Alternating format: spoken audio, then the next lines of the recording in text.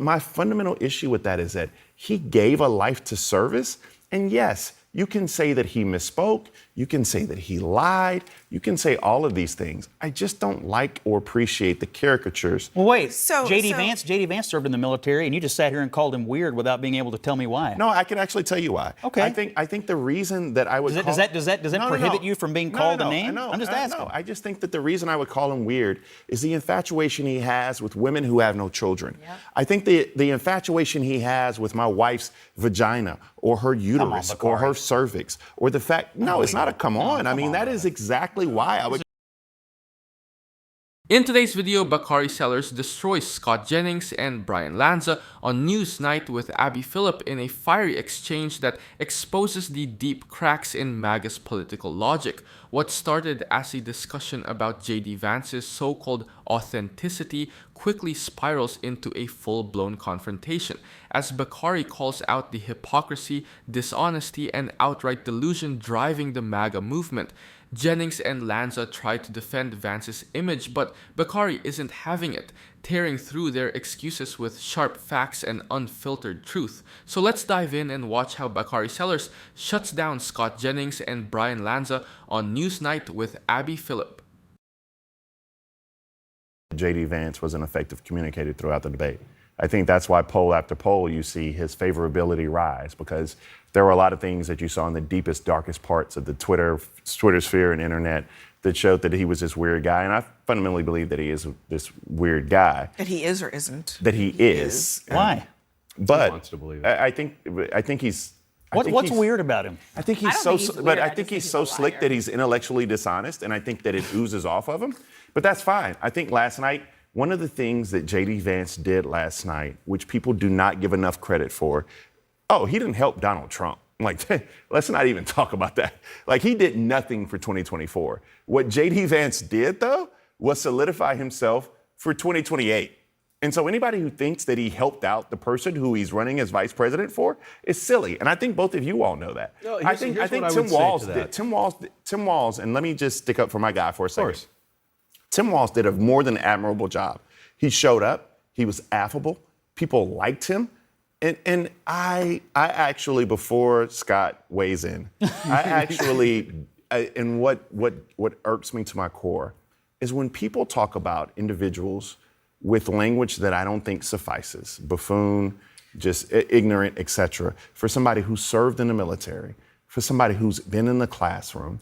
And look, we can disagree on policy, but my fundamental issue with that is that he gave a life to service. And yes, you can say that he misspoke.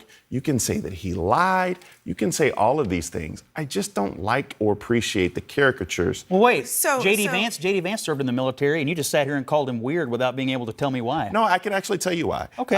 I think the reason that I would does that prohibit you from being called a name? I'm just asking. No, I just think that the reason I would call him weird is the infatuation he has with women who have no children. Yeah. I think the infatuation he has with my wife's vagina or her uterus or her cervix or the fact. No, it's not a come on. I mean, that is exactly why I would call him weird. No, but the reason that I think he has such a jump in favorability, it wasn't that he was that damn likable or impressive. It's that he was a weirdo to America prior to this. Whether the couch stuff is kind of whatever it is, but the way that he is fixated, but the way he's yeah, but that's not the point. The point is whether or not it's true. The point is whether or not it's at the forefront of people's minds. The way that he's talked about women in this, all that stuff was at the forefront of his minds, and the debate allowed him to talk about things that mattered a little bit more, even if he was up there not necessarily telling the truth all the time, without the things that people find to be weird to be so prevalent. So I don't think he looked. I don't think it was great.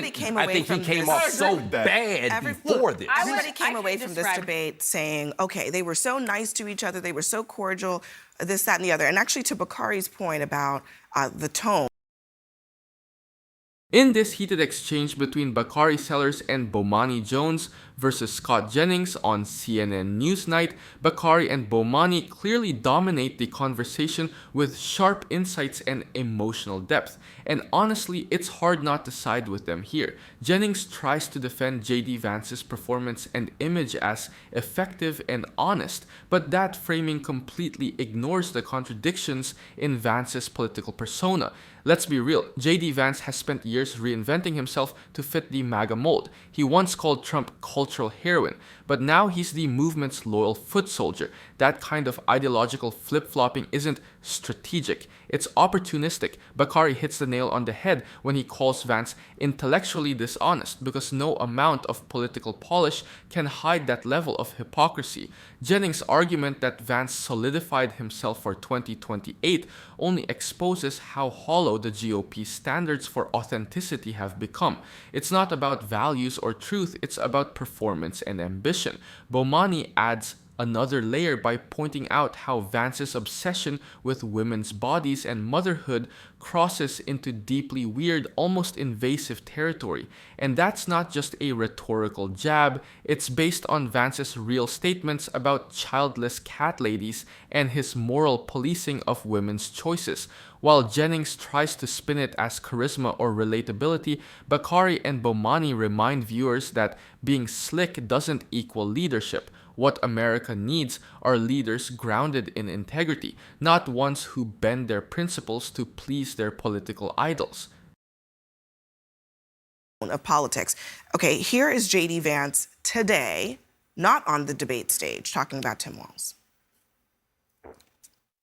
Now, it's funny because, we did this debate, and then I talked to the president afterwards, and we talked a little bit about, what actually happened, and, some of the points that I made, some of the points that Governor Walz made, and, he made this observation. He said that Tim Walz said that he was friends with school shooters twice. And I said that was probably only the third or fourth dumbest comment Tim Walz made that night.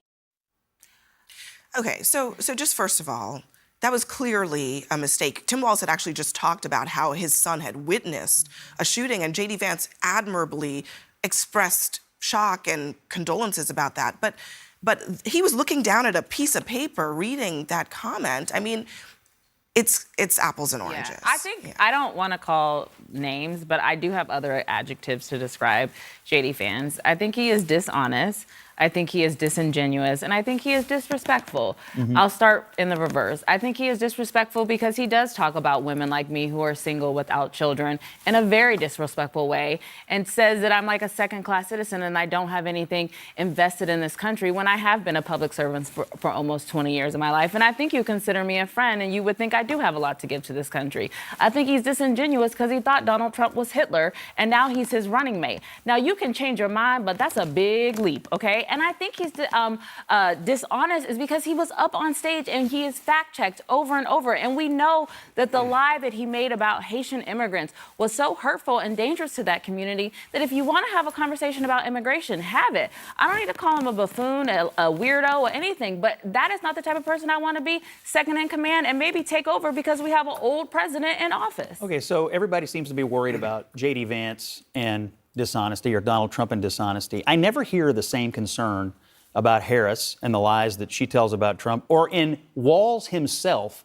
who gave the most disastrous response to a question about his own dishonesty about being in Tiananmen Square that I've ever heard in a debate. He also did the same thing with Dana Bash when questioned about dishonesty a couple of months ago. And effectively what he has said is, sorry, guys, I'm too dumb to tell the truth. I mean, he called himself a knucklehead. I have bad grammar. This is a guy who holds himself up to be a school teacher and a coach. Is that the life lesson he's giving the kids that are under his care? Hey, you can lie, and then you can just kind of slough it off as being, too dumb to tell the truth. I think we spend 99% of our time going down rabbit holes about Vance and Trump and honesty in campaigns, and we spend no time at all holding Walz and Harris to the same standard, and I don't understand it. I'll explain to you the difference. The difference is that when you lie about whether or not you're in Tiananmen Square and where you were in Hong Kong or China during that summer, or your military service, or receiving an award as citizen of the year in Nebraska, or the fertility. Like, there's a lot of issues with him lying. But the difference is that Amber Thurman is dead, and so there's a big difference. And so when you want to say that, what does that have to do with him lying? But you want to say that somebody embellished about their record or where they were during a particular time. When I tell you that someone wants to determine what a woman does with her body and her reproductive rights, when I tell you that someone talks about having a national abortion ban and then gets on the stage and lies about it, and then when I tell you that Amber Thurman should be alive today, right? And so, yes, I would castigate right now if Tim Walz was in front of me, and I would say, you know what, that was the poorest answer you gave in the debate. In fact, I said that this morning. I said on Casey's show, I said, look, that was the poorest answer he gave. But if you want to talk about the gravity of the decisions people make when they're vice president of the United States, I would rather have someone who misspoke and caught themselves up in rhetoric and said, I'm a knucklehead, than somebody who actually lies about an issue that would determine whether or not my wife, daughter, aunt died during childbirth, because those things In this fiery exchange between Ashley Allison and Bakari Sellers versus Scott Jennings on CNN's Newsnight, the tension hits a boiling point as they clash over JD Vance's dishonesty and moral compass. Ashley and Bakari passionately argue that Vance's pattern of deceit and hypocrisy isn't just political, it's personal and dangerous. Jennings, on the other hand, tries to deflect by bringing up Democrats like Kamala Harris and Tim Walz, accusing them of dishonesty too. But that comparison completely falls apart under scrutiny. Ashley makes a powerful point about how Vance's comments degrade women, especially single women without children, by implying they're less invested in America's future. That rhetoric is not only sexist, but reveals how deeply out of touch some in the GOP are with modern society. The fact that Vance once compared Trump to Hitler and now stands by his side as a running mate exposes a disturbing level of opportunism. It's not about principle, it's about power. When Jennings tries to draw false equivalents by attacking Walz for embellishing his experiences, Bakari fires back with clarity. Lying about personal anecdotes isn't remotely the same as spreading harmful misinformation that endangers lives. As Bakari points out, women like Amber Thurman died because of the extreme anti-abortion laws championed by people like Vance. That's not political theater, that's real devastating policy impact. In the end, Ashley and Bakari stand firmly grounded in reality and compassion, while Jennings hides behind whataboutism. The takeaway: integrity in leadership isn't about perfection. It's about honesty, empathy, and accountability. fundamentally matter. Yeah, I think that seems like a fair point. Well, I mean, here's what I would say to that the lie point. about Tiananmen Square Here's- and all of that is first of all, it was a terrible answer, but that is not relevant to Americans' lives going forward. Well, here's the answer, Bakari. You know, when Kamala Harris says, listen, I no longer support fracking because Joe Biden supports fracking, we say we have to believe it is biblical. Donald Trump does not support a national abortion ban. His administration is not going to go anywhere near that. And so why aren't we giving JD the same benefit that we've been asked to give Kamala Harris? He said, Kamala Harris, by the way, said, supported a I national want to abortion ban, ban, which is I a want to ban false fracking. statement. Kamala Harris herself said, I want to ban fracking. It's my but values Brian, to ban fracking, Brian, is what she Brian, said. I'm literally giving you a story about a woman who died while trying to give birth to a child. And your response is fracking.